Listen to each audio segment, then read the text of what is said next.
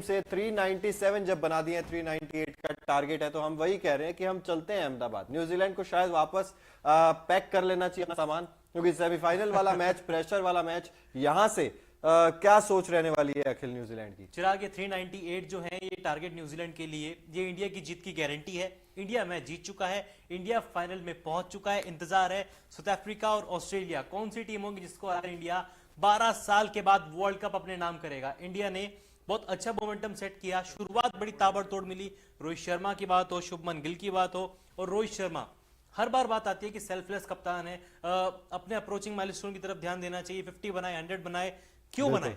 क्यों जब बनाए? रडार में जो गेंद आएगी मारो ना, क्यों एक दो गेंद आपको वो करना है? बिल्कुल, क्यों आपको एक दो गेंद वेस्ट करनी है यहाँ पर? और जिस तरीके से रोहित शर्मा बल्लेबाजी कर रहे हैं, सुमित सर का भी स्वागत करना चाहेंगे यहाँ पर। आप अखिल जी थोड़ा सा इधर आ जाइए।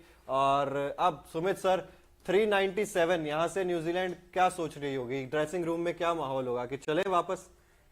अब देखो, क्रिकेट है चिराग, तो चले वापस वाला माहौल तो नहीं होगा। और न्यूजीलैंड की टीम का भी प्रोफेशनल टीम है, और वो लोग ये अगर टारगेट 397 भारत ने बनाया तो न्यूजीलैंड की टीम की भी कुछ गेम प्लान होगा, बनाएंगे। लेकिन मुझे लगता नहीं है कि इतने बड़े स्कोप पे, क्योंकि सेमीफाइनल मैच है, प्रेशर वाला मैच है, का प्रेशर रहता है। न्यूजीलैंड की टीम हालांकि प्रेशर के मैच में अच्छा खेलती है, ऐसी कोई बात नहीं है, बैटिंग भी मजबूत है। लेकिन हमें जो फैक्टर एक है वो ये देखना पड़ेगा कि भारत की गेंदबाजी काफी मजबूत है। बिल्कुल, भारत ने जैसे उसकी बल्लेबाजी मजबूत थी, उस बल्लेबाजों ने अपनी जो उनकी रेपुटेशन है, उसी रेपुटेशन के हिसाब से बैटिंग की, उसी रेपुटेशन के हिसाब से एक टारगेट यहाँ पर आपने स्कोर बोर्ड पर लगा दिया। बिल्कुल, जो रेपुटेशन भारत के गेंदबाजों की, आप देखिएगा पूरे वर्ल्ड कप में भारत इससे पहले जीतता आया था भारत वर्ल्ड कप, या कोई बड़ा टूर्नामेंट जीतता था, तो बल्लेबाजों के दम पर लोग कहते थे कि भारत की हमेशा बल्लेबाजी मजबूत है, भारत बल्लेबाजों के जरिए जीतता है। लेकिन ये वर्ल्ड कप ऐसा है जिसमें भारत के गेंदबाज भी एकदम उसी एट पार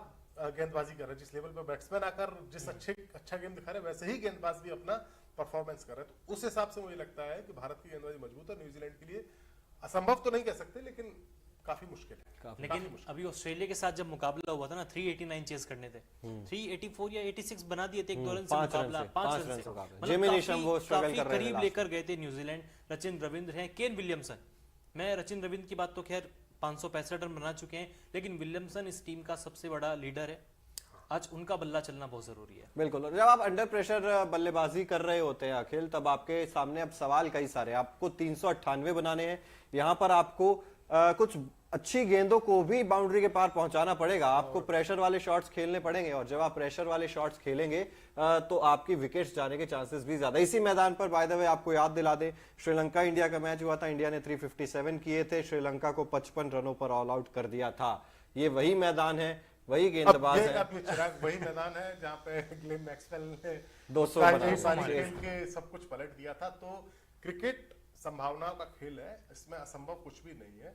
जब तक आखिरी गेंद फेंक ना जाए या आखिरी रन बन ना जाए, तब तक कुछ नहीं कहा जा सकता। ग्लेन मैक्सवेल ने जो किया वो भी बॉम्बे के वानखेड़े मैदान पर, वो भी हम कह रहे थे 91 पे 7 हो गए, 91 पे 7। की टीम में भी एक ग्लेन है, न्यूजीलैंड की टीम में भी, और उसी नंबर पे बैटिंग करने आता है। देखिए, अगर जीतेगी न्यूजीलैंड यहाँ से, वैसे तो आप मानिए कि ये अब 70-30 का मामला हो चुका है, जो मुझे लगता है। लेकिन फिर भी अगर न्यूजीलैंड जीतेगी तो एक्स्ट्रा ऑर्डिनरी बैटिंग न्यूजीलैंड की टीम को करनी पड़ेगी। और क्रिकेट के इतिहास में ऐसे मौके बहुत रेयरेस्ट ऑफ रेयर जो बोलते हैं, वो इस तरीके का मामला होगा अगर न्यूजीलैंड जीती, क्योंकि प्रेशर का मैच है, प्रेशर का सेमीफाइनल नॉकआउट मुकाबला है। आप हारे अचानक से वर्ल्ड कप से बाहर, आपके पास कोई दूसरा चांस नहीं है आपको तुरंत हारने, तो उसमें प्रेशर भी रहता है। न्यूजीलैंड टीम भी प्रेशर में आती है, ऐसी बात नहीं प्रेशर में ना आती है। और भारत की गेंदबाजी मजबूत है, जो मैंने पहले कहा, इतनी अच्छी गेंदबाजी है भारत की। आप देखिए कि पेस अटैक भारत का कितना मजबूत है, आप देखिए कि स्पिन अटैक भारत के पास ऑप्शन कितने ज्यादा मौजूद है कप्तान रोहित शर्मा के पास। और एक और प्लस पॉइंट, रोहित शर्मा की कप्तानी, रोहित शर्मा की जिस तरीके से वो अपनी गेंदबाजों का इस्तेमाल करते हैं, अपनी फील्डिंग सेट करते हैं रोहित शर्मा, अनुभव उनका हमने देखा। आईपीएल में उन्होंने कई सारी ट्रॉफीज जीती हैं। कैप्टन के तौर पर रोहित शर्मा एक क्रिकेटिंग ब्रेन जो कहते हैं, वो रोहित शर्मा के भीतर है, और वो भी इस मैच में एक फैक्टर रहेगा, असर डालेगा। बिल्कुल। अखिल, 397 हमने बनाए हैं, कमाल की बल्लेबाजी या न्यूजीलैंड की तरफ से कुछ खराब गेंदबाजी भी यहाँ पर की गई है? न्यूजीलैंड की तरफ से गेंदबाजी कुछ नहीं, बहुत कुछ खराब गेंदबाजी रही, क्योंकि ट्रेंट बोल्ट एक हवा बना दिया था उनके नाम का कि 2019 याद आता है, अंदर आती हुई गेंद आएगी। रोहित शर्मा भले ही 503 रन बना चुके हैं, आज रोहित शर्मा नहीं चलेंगे, एक उनके नाम का हवा सा क्रिएट हो गया था, लेकिन आज देखिए ट्रेंट बोल्ट एक विकेट के लिए तरसते हुए नजर आए।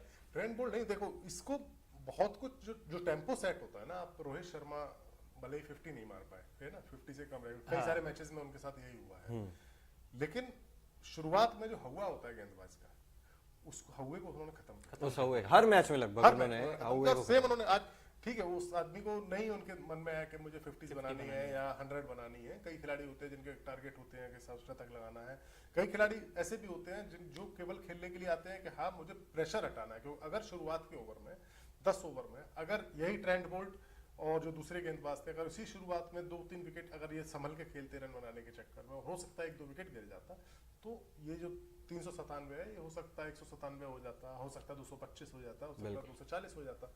सब कुछ तो शुरुआत का ही खेल है। बिल्कुल। शुरुआत अच्छी हुई। उसके टाइम पे भी जो मिड इनिंग शो था, मैंने कहा था कि अगर इसी अप्रोच के साथ रोहित शर्मा खेलते हैं तो सामने वाला कप्तान परेशान हो जाता है कि विकेट इस तरीके का था, ये बंदा ऐसे खेल रहा है, आपको बॉलिंग रोटेशन करनी पड़ती है। आप देखिए पावर प्ले के ओवर में 10 ओवर में मिचेल सेंटनर अटैक पे आ गए थे, लॉकी फर्ग्यूसन आ गए थे, उसका पूरा क्रेडिट हिटमैन को जाता है। बिल्कुल रोहित शर्मा को ही जाता है, बिल्कुल ठीक कहा। छठे ओवर में आ गए थे मिचेल सेंटनर और लॉकी फर्ग्यूसन भी आ गए थे। जो हम बात करते हैं ना कि एक जब गेंदबाज अच्छे टप्पे पर गेंद डाल रहा होता है, अगर आप उसका टप्पा बिगाड़ देते हैं तो फिर गेंदबाज भी बिगड़ जाता है और फिर उसको आप 3 से ज्यादा ओवर्स का शायद स्पेल दे नहीं पाते हैं। वो 5-6 ओवर का स्पेल आपका शुरुआत में जा नहीं पाता है, प्रेशर बन नहीं पाता है, और रोहित शर्मा ने बखूबी हटाया। दूसरी तरफ श्रेयस अय्यर कमाल की बल्लेबाजी आज की है, उन्होंने शतक लगाया। ये सिर्फ शतक वो नहीं है कि रन बॉल करके शतक करके गए, अच्छी स्ट्राइक रेट के साथ 150 की और उन्होंने ये शतक लगाया। इसके बारे में सुमित सर क्या कहेंगे? देखिए श्रेयस अय्यर के बारे में कई सारे सवाल इससे पहले उठ रहे थे, है ना। श्रेयस अय्यर जब से डेब्यू उन्होंने किया इंडियन टीम में, अंदर बाहर भी रहे हैं, श्रेयस अय्यर एकदम अपनी जगह उतनी, इंजरी कंसर्न भी रहा। हाँ, वो एक तरीके से कहते हैं कि सीमेंट करना अपनी जगह नहीं कर सकते। जब उनको पहले खेलने के लिए थोड़ा जल्दी भेज दिया जाता है तब भी सवाल उठते हैं, नहीं तो सोशल मीडिया का दौर है जहाँ हर बात में सवाल उठता है। तो उन्होंने इन सवालों को खामोश किया है, ना सिर्फ इन सवालों को खामोश किया बल्कि भारत का जो स्कोर दिखाई दे रहा है, विराट कोहली के साथ उनकी पार्टनरशिप हुई लंबी, ये नहीं है विराट कोहली भी शतक लगा खेल रहे हैं, विराट कोहली भी तेज ही खेले, उन्हें धीमा नहीं कह सकते हो, लेकिन उनकी तुलना में श्रेयस अय्यर ज्यादा तेज खेले, बिल्कुल, है ना। तो श्रेयस अय्यर की जो इनिंग है, एक जो चौथे नंबर पे बल्लेबाज आपका खेलने के लिए आता है, चौथे नंबर के बल्लेबाज की भूमिका क्या होती है? चौथे नंबर के बल्लेबाज की भूमिका होती है कि आपकी पारी को जो आधार मिल चुका है उस आधार पर आप स्कोर करते हुए आखिरी के 45, 46, 47 ओवर तक लेके जाइए स्कोर को और अपने रन बनाइए और टीम के रन बनाइए और आपकी पारी के इर्द गिर्द बाकी लोग रन बनाए। चौथे नंबर के बल्लेबाज की भूमिका या मिडिल ऑर्डर पर जो भी खेलने के लिए आते हैं उनकी भूमिका बहुत अहम होती है, उसको इन्होंने बखूबी यहाँ पर बिल्कुल। और विराट कोहली 50वां शतक आज आया ओडीआई क्रिकेट में। सचिन तेंदुलकर मास्टर ब्लास्टर के रिकॉर्ड को पीछे छोड़ दिया और अभी सोशल मीडिया प्लेटफॉर्म एक्स पर सचिन तेंदुलकर ने पोस्ट भी किया। उन्होंने कहा है कि जब पहली बार मैं इंडियन ड्रेसिंग रूम में इस खिलाड़ी से मिला था, इसे प्रैंक किया गया था कि सचिन तेंदुलकर के जाकर पाँव छुओ, तब मैं अपनी हंसी को रोक नहीं पा रहा था, लेकिन सून मतलब जल्द ही उन्होंने मेरे दिल को छू लिया और मैं बहुत खुश हूं कि एक यंग खिलाड़ी विराट प्लेयर बनकर उभरा है। उन्होंने कहा कि मैं इससे ज्यादा खुश नहीं हो सकता हूं कि एक इंडियन ने ही मेरे रिकॉर्ड तोड़ा है और इस स्टेज पर, सबसे बड़े स्टेज पर, वर्ल्ड कप सेमीफाइनल के मंच पर आपने इस रिकॉर्ड को तोड़ा है। उससे जो है ना वो थोड़ा और चेरी ऑन द केक हो जाता है। सचिन तेंदुलकर के मुंह से इतनी बड़ी तारीफ विराट कोहली के लिए। देखिए सचिन तेंदुलकर और विराट कोहली साथ में क्रिकेट खेला भी, और सचिन तेंदुलकर को जितना लंबा उनका अनुभव है और जितना उन्हें क्रिकेट के खेल का बल्लेबाज के बारे में वो जानते हैं साथ खेलते हुए, मुझे लगता है कि इससे पहले भी कई बार वो बोल चुके हैं कि शायद विराट या रोहित शर्मा ही उनका कोई रिकॉर्ड। एक जमाना था चिराग, जब हम लोग क्रिकेट कवर किया करते तब ये कहा जाता है कि सचिन का हर रन एक रिकॉर्ड होता है, हर शतक एक रिकॉर्ड होता था, क्या कभी टूटेगा? तो ये लोगों ने कहना शुरू कर दिया था कि अब संभवतः सचिन का रिकॉर्ड, ये शतकों का रिकॉर्ड नहीं टूटेगा, क्योंकि उतनी क्रिकेट, वनडे क्रिकेट अब खेली नहीं जाती है, T20 का दौर आ गया है, ये बीच में चर्चा थी। लेकिन विराट कोहली ने जिस तरीके से कंसिस्टेंटली उन्होंने रन बनाना चालू रखा, शतक लगा, बीच में एक फेज आया था थोड़ा सा रफ पैच आया कोविड के टाइम पे थोड़ा सा जब विराट कोहली शतक नहीं लग पा रहे थे, रन नहीं बन पा रहे थे, लेकिन उन्होंने लगातार सेंचुरीज मारी। अब लोग क्रिटिसाइज भी करते हैं विराट कोहली को कि वो शतक के लिए खेल रहे हैं, ऐसा भी कई सारे लोग ऐसा कह रहे हैं, लेकिन मुझे लगता है कि आप एक मुकाम, एक माइलस्टोन के आप नजदीक पहुंच गए ना, तो आपको अगर थोड़ा सा सेल्फिश भी हो रहा है या रन तो टीम के खाते में ही जाने हैं, तो वो चलता है यार, क्योंकि सचिन तेंदुलकर के शतकों के रिकॉर्ड को तोड़ना मतलब जो असंभव माना जाता था एक दौर में, एक दौर नहीं कई सालों तक उसको असंभव माना जाता रहा, उसको तोड़ना अपने आप में एक बहुत बड़ी उपलब्धि है। जैसा सचिन ने भी कहा कि एक इंडियन ने तोड़ा, तो ये बहुत बड़ी बात है कि इंडियन ने तोड़ा। मुझे याद है चिराग, विराट कोहली जब जीत के आए थे अंडर 19 वर्ल्ड कप के, जब